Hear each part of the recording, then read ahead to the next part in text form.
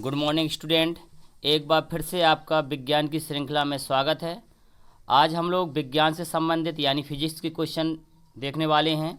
इससे पूर्व हम लोगों ने अभी 4-5 वीडियो में विज्ञान से संबंधित यानी प्रकाश टॉपिक से लेकर बहुत सारे क्वेश्चन पढ़े हैं। जिन बच्चों ने अगर उस क्वेश्चन को नहीं देखे हैं तो पहले उस वीडियो को ज़रूर देख लें।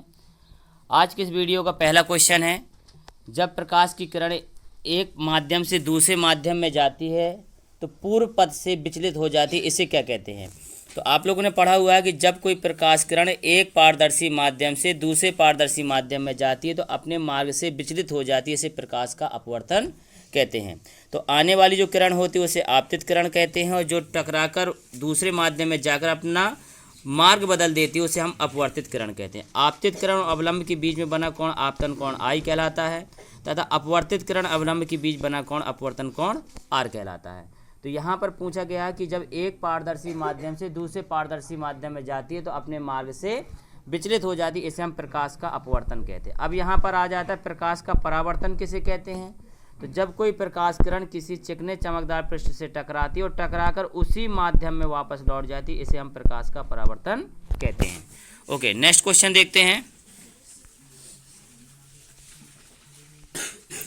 ये क्वेश्चन में देखते हैं, किसी बिंब का अवतल दर्पण द्वारा बना प्रतिबिंब आभासी, सीधा तथा बिंब से बड़ा पाया गया वस्तु की स्थिति कहाँ होनी चाहिए?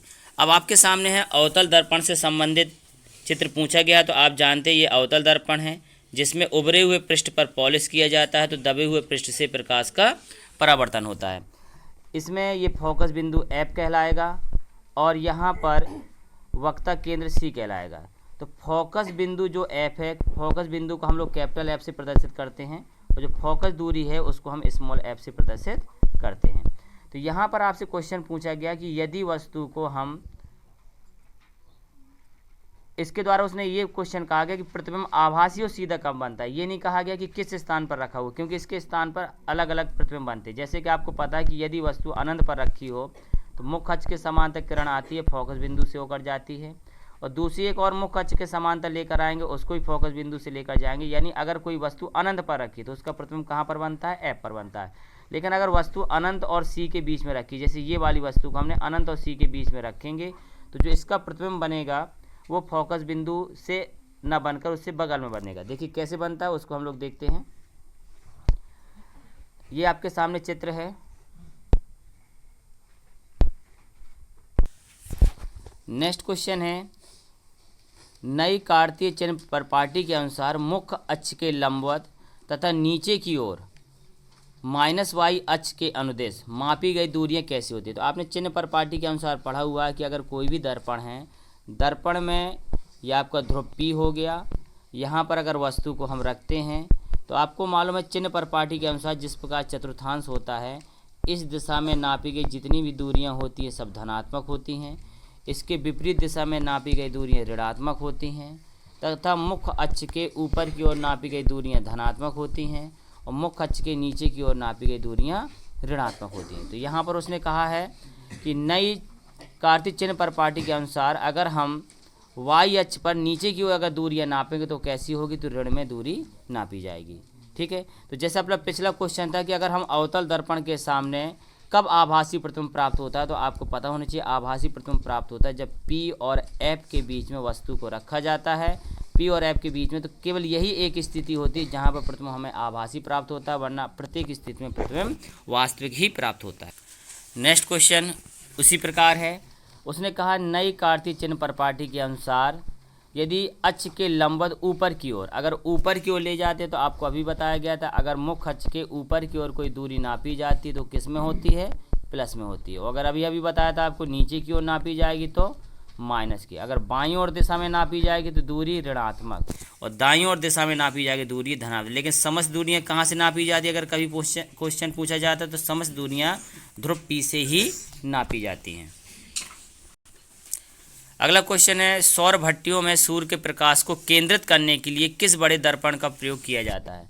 तो किस दर्पण का प्रयोग किया जाता है जहां पर केंद्रित किया जाए? तो आपको पता है कि अवतल दर्पण में क्या होता है कि अगर कभी भी मुख्य अक्ष के समांतर किरण आती है तो फोकस बिंदु से होकर जाती है, यानी मुख्य अक्ष की ओर जाती है। तो इसी प्रकार जब बहुत सारी किरणें अगर आती हैं तो उनको एक ही केंद्र की ओर ले जाते हैं, तो हम किस दर्पण का प्रयोग करेंगे? अवतल दर्पण का प्रयोग करते हैं। जबकि इसके विपरीत में अगर देखा जाए तो जो उत्तल दर्पण होता है वो किरणों को बाहर की ओर ले जाता है। इस कारण से वहाँ पर उत्तल दर्पण का उपयोग न करके अवतल दर्पण का ही उपयोग किया जाता है। उत्तल दर्पण आपका कुछ इस प्रकार होता है जो आने वाली किरणों को बाहर की ओर फैलाता है। तो इस वजह से आपसे कहा गया कि जब भी रोड लाइट है या हमारे जो ड्राइवर की सीट के बगल में दर्पण लगा होता है उसमें कौन सा दर्पण होता है? उत्तल दर्पण होता है। जबकि सर्च लाइट में, टेबल लैंप में और हेडलाइट में इत्यादि में अवतल दर्पण लगा होता है।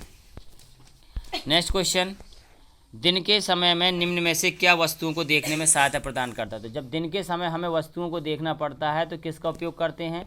तो हम लोग उस समय सूर्य के प्रकाश के द्वारा ही वस्तुओं को देख पाते हैं। रात्रि के समय हम लोग अन्य अन्य माध्यम से देख सकते हैं।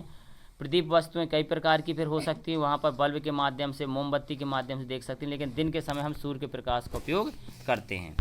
नेक्स्ट क्वेश्चन आपके सामने है, लेंस की क्षमता व्यक्त की जाती है फोकस दूरी के द्वारा, फोकस दूरी के दुगने के द्वारा, फोकस दूरी के 3 गुने के द्वारा, फोकस दूरी के व्युत्क्रम के द्वारा। तो आपको मालूम होना चाहिए इसका सही आंसर व्युत्क्रम के द्वारा, क्योंकि आप लोगों ने पढ़ा है P इक्वल होता है 1/f जब f को आप मीटर में मीजर करते हैं। लेकिन एक दूसरा फॉर्मूला होता है P इक्वल 100/f जब आप f को किस में मीजर करते हैं? सेंटीमीटर में मीजर करते हैं। तो ये आपको फॉर्मूला मालूम होना चाहिए कि जो P और f के बीच में रिलेशन होता है वो होता है P इक्वल 1/f। और ये भी मालूम है कि क्षमता का मात्रक क्या होता है? डायोप्टर होता है। नेक्स्ट क्वेश्चन है, प्रकाश की एक किरण जब विरल माध्यम से सघन माध्यम में जाती है तो क्या होता है? तो अभी आप लोगों ने पढ़ा था प्रकाश का अपवर्तन। जब कोई प्रकाश किरण एक पारदर्शी माध्यम से दूसरे पारदर्शी माध्यम में जाती है तो अपने मार्ग से विचलित हो जाती है, इसे प्रकाश का अपवर्तन कहते हैं। अब यहाँ पर हम लोगों ने पढ़ा कि यदि कोई प्रकाश किरण विरल माध्यम से सघन माध्यम में जाती है तो इस प्रकार ये सीधी न जाकर अवलंब की ओर झुक जाती है। तो इसका सही आंसर क्या होगा? अवलंब की ओर मुड़ जाना या अवलंब की ओर झुक जाना। अगर इसके विपरीत कहा जाए कि यदि कोई प्रकाश किरण सघन माध्यम से विरल माध्यम में जाती है तो अवलंब से दूर हट जाती है, तो उसका कुछ चित्र इस प्रकार बनेगा। इसको किरण को ऐसे आना चाहिए लेकिन अवलंब से दूर हट जाती है। नेक्स्ट क्वेश्चन, अवतल दर्पण से परावर्तन के बाद किस बिंदु से होकर प्रकाश गुजरता है? तो देखिए, अवतल दर्पण में अगर हम लोगों ने पढ़ा है कि यदि कोई प्रकाश किरण मुख अक्ष के समांतर जाती है तो परावर्तन के पश्चात सदैव वह फोकस बिंदु F से होकर ही गुजरती है। तो चाहे वो अवतल दर्पण हो, अगर उत्तल दर्पण में भी अगर हम बात करते हैं तो गुजरती नहीं, गुजरती हुई प्रतीत होती है। जैसे इस प्रकार हम बनाएंगे, ये उत्तल है, अगर यहाँ पर मुख अक्ष के समांतर किरण आ रही है तो ये तो जाएगी बाहर की ओर, लेकिन ऐसा प्रतीत होता है कि ये F बिंदु से आती हुई प्रतीत होती है। तो ये आपको याद रखना कि मुख अक्ष के समांतर अगर कोई प्रकाश किरण आती है तो परावर्तन के बाद हर हमेशा फोकस बिंदु F से होकर ही जाती है।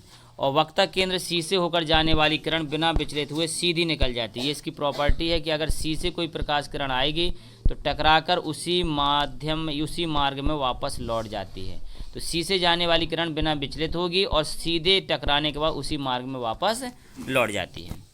नेक्स्ट क्वेश्चन आपके सामने है, अवतल दर्पण के ध्रुव और मुख्य फोकस के बीच रखे बिंब यानी वस्तु का प्रतिबिंब की प्रकृति बताइए। अब अवतल दर्पण के सामने बात हो रही है, ये अवतल दर्पण हो जाएगा, ये P हो जाएगा यानी ध्रुव, ये फोकस बिंदु F हो गया, ये वक्ता केंद्र C हो गया।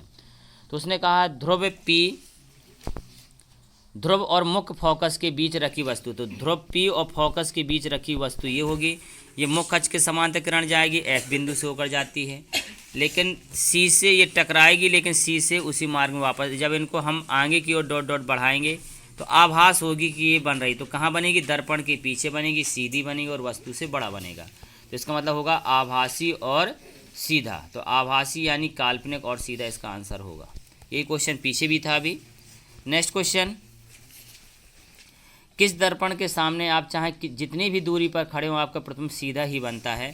तो केवल 2 ही ऐसे दर्पण होते हैं, जो समतल दर्पण होता है जिसका परावर्तक तल समतल होता है, उसके द्वारा सदैव सीधा ही प्रतिबिंब प्राप्त होता है। और इसी प्रकार आपका जो उत्तल दर्पण होता है उसमें आप कहीं पर भी वस्तु को रखेंगे उसका प्रतिबिंब भी सदैव सीधा ही प्राप्त होता है।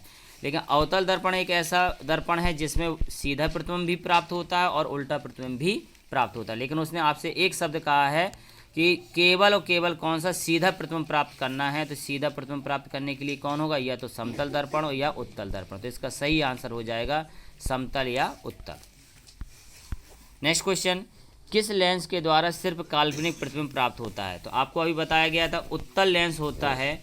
उत्तल लेंस द्वारा दोनों ही प्रकार के प्रतिबिंब प्राप्त होते हैं, वास्तविक प्रतिबिंब भी प्राप्त होते हैं और आभासी प्रतिबिंब भी प्राप्त होते हैं।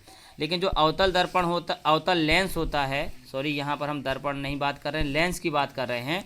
तो यहाँ पर हम बात करें कि जो उत्तल लेंस द्वारा होता है, उत्तल लेंस द्वारा हर हमेशा कैसे प्राप्त होते हैं, वास्तविक और आभासी दोनों प्रकार के मिल सकते हैं, जबकि अवतल लेंस द्वारा हर हमेशा आभासी प्रतिबिंब भी प्राप्त होता है। तो उसने पूछा हर हमेशा काल्पनिक किससे मिलते हैं, तो अवतल के द्वारा मिलते हैं।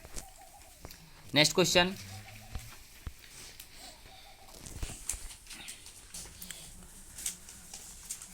दो वक्री पृष्ठों से घिरी हुए ठोस को क्या कहते हैं? तो दो वक्री पृष्ठ होते हैं इस प्रकार या फिर इस प्रकार। दो वक्री पृष्ठ हैं, इनसे जो घिरी आकृति होती है उनको हम क्या कहते हैं, लेंस कहते हैं। तो इसका सही आंसर हो जाएगा कौन सा, लेंस। यानी कौन सा लेंस, गोलीय लेंस, क्योंकि गोलीय पृष्ठों से मिलकर बने हैं। तो आज के क्वेश्चन इतने रहे। तो वीडियो को देखिए पूरा और हमारे चैनल को सब्सक्राइब करिएगा। अगर आपको ये वीडियो अच्छा लगा हो तो अपने दोस्तों को जरूर शेयर करिएगा। जय हिंद, जय भारत।